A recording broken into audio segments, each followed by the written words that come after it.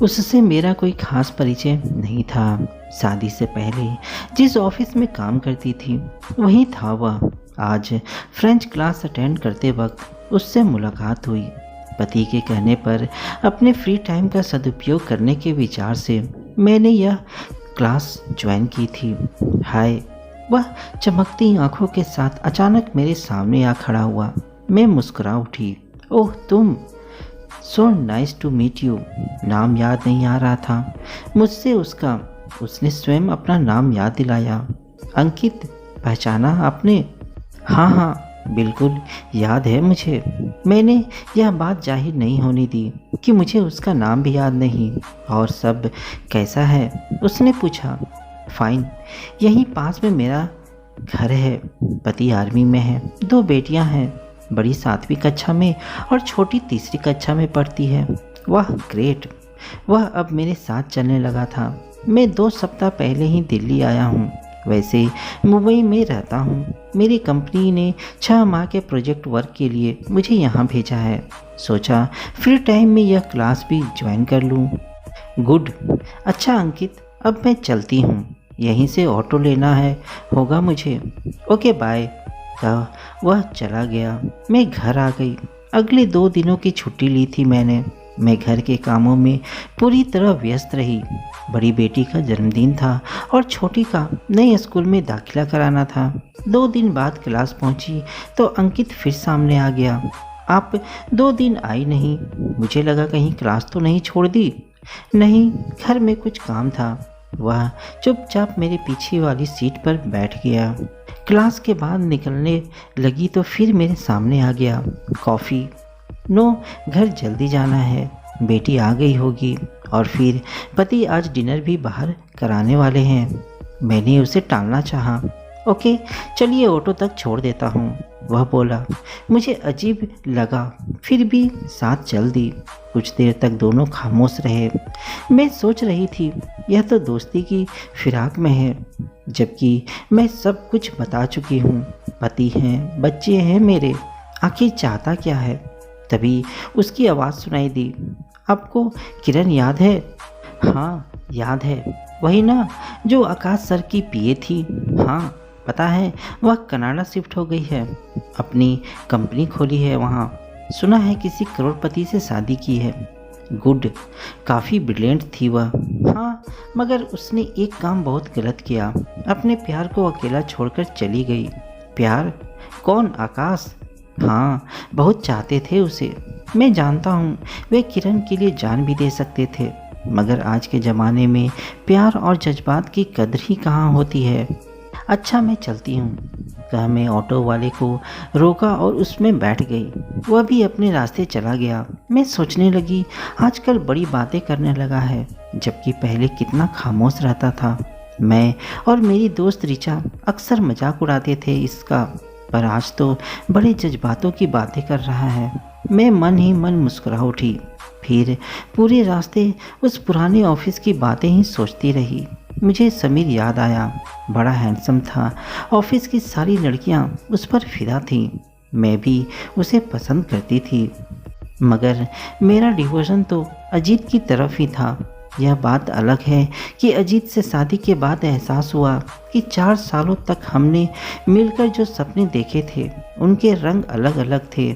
हम एक दूसरे के साथ तो थे, पर एक दूसरे के लिए बने हैं ऐसा कम ही महसूस होता था।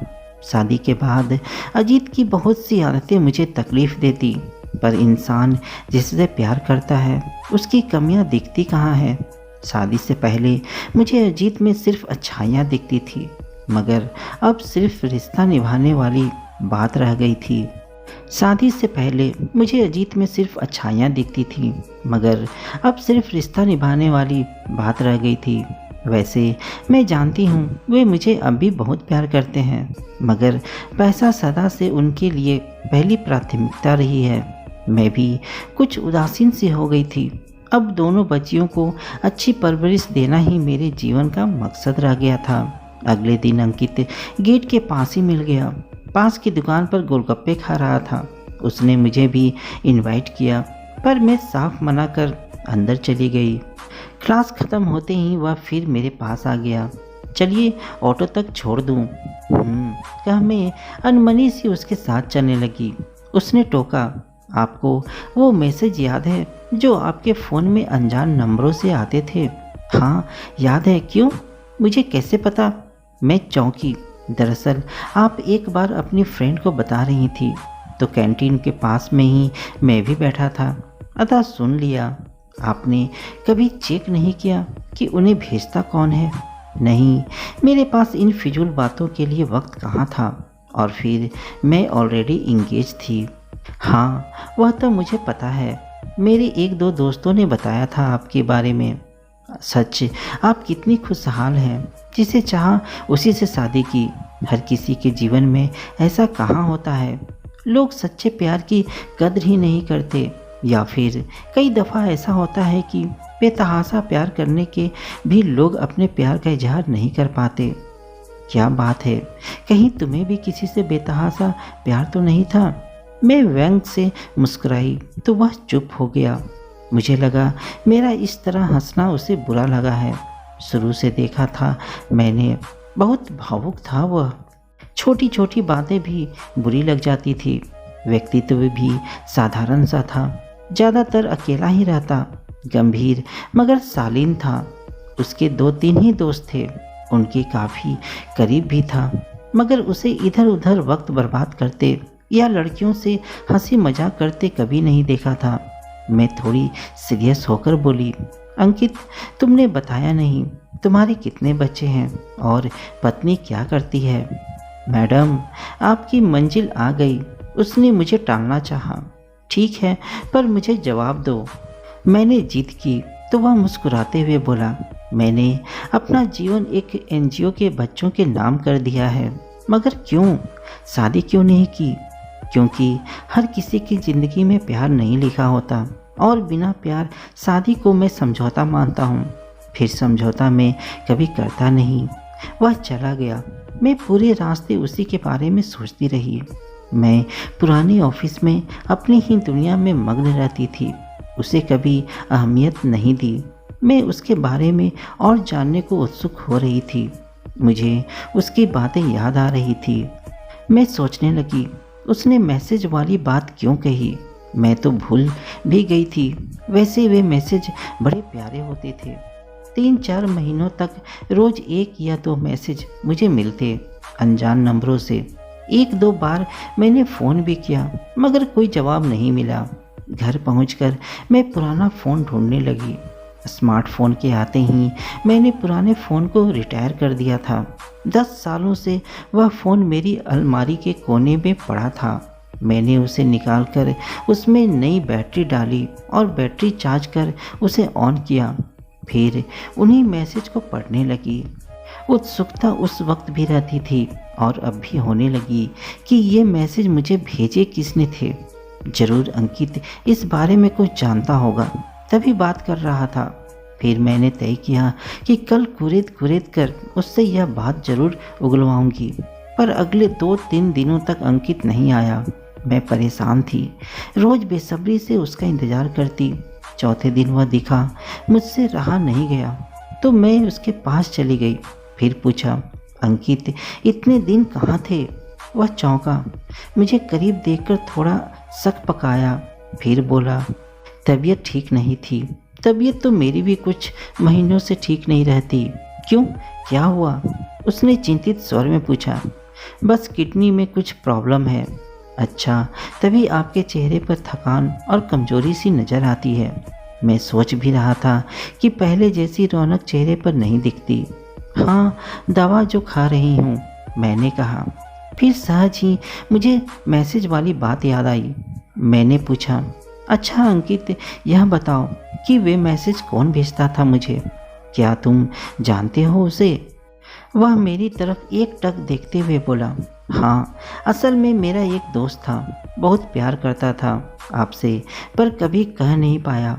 और फिर जानता भी था कि आपकी ज़िंदगी में कोई और है, इसलिए कभी मिलने भी नहीं आया।